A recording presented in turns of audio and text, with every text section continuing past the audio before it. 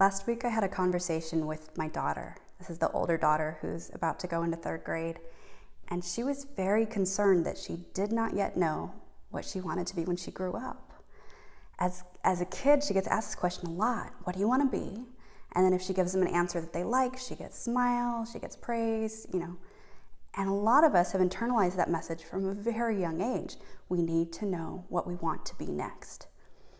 So when I was talking to my daughter, I said, good news, sweetie.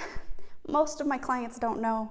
And it's really good not to know sometimes, because that means that you get to listen in for what you really want next, instead of just telling people what you think they want to hear. My name is Streb. I'm a career coach and executive coach. And I think there's something missing in the way that we're teaching corporate leaders how to plan their careers right now. We always ask people for a polished answer. What's the job title that you want next? In how many years do you think you'll be ready? What action steps are you taking to get there? I've had the experience that probably a lot of you have had, where I'm in an interview talking about a position that I may or may not be a good fit for. I'm still checking, they're still checking. And the interviewer asks me what I want to do in 5 years, right? So not only do you need to know if this next position is a good fit for you, but where are you going? Now, there are a lot of ways that conversation is important, and you need to be able to show up for that conversation in a way that helps other people support your career, right? So there are some ways that we need to be able to convey what we're thinking effectively in that context. And if we teach people that there's only ever the two states, the state of I know what I want next and I'm achieving that thing I wanted, then we're missing out on the other phases of career planning that are actually happening inside us all the time. I've launched a career development group for women leaders called The Gathering. And in it, I teach a model that there are actually 4 phases to planning your next role in your corporate career. And those phases correspond to the different seasons of the year. There is a phase where you are applying and interviewing and reaping the rewards of all the development work that you've done, the ways that you've supported your relationships and taken advantage of your network to get to that next spot.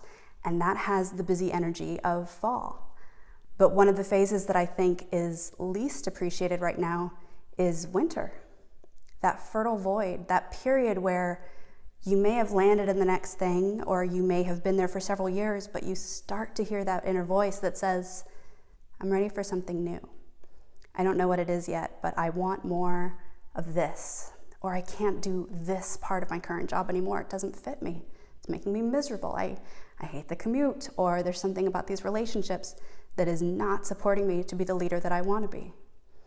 So in this career development group, we talk about each of these 4 phases, how you can identify where you are, how you can take advantage of the opportunities, the wisdom, the gift that comes with each of those 4 phases, who you can have conversations with to progress your own understanding and stepping into action, and what happens if, for reasons that sometimes happen in life, you have to skip a phase.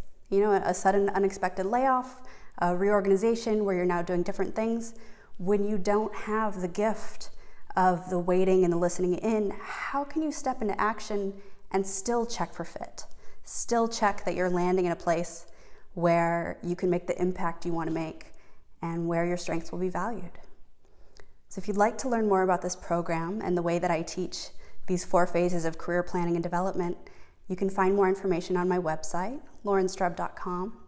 And I am launching this group soon and keeping it open for an intimate group of women. I'm going to cap it at 8 people. So if you think you might want to learn these tools as well as the others that I'm offering, I hope you'll apply.